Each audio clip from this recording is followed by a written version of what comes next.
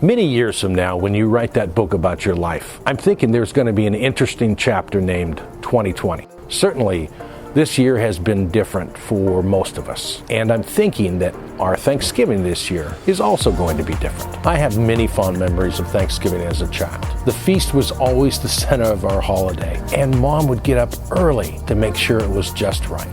The house smelled heavenly. But my favorite memory is before we dig into that great meal, everyone around the table would go around and say what they were thankful for. I loved this, and so did everybody else at the table. This meant so much to me that I continued this tradition with my own 3 daughters years later.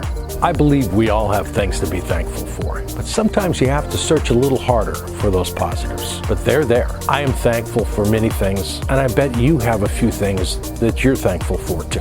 I've heard many of you say how Thanksgiving's going to look different this year, and I'm truly sorry for that. But I encourage you to stay positive. Look for the things in your life that you're thankful for. I know when I do, it lifts my spirits, and it lifts the spirits of others around me.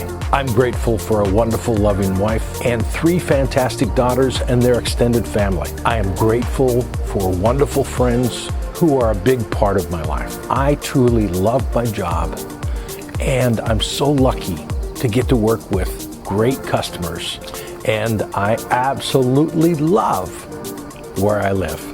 I encourage you to be thankful this year for the positives that are in your life. I know I am.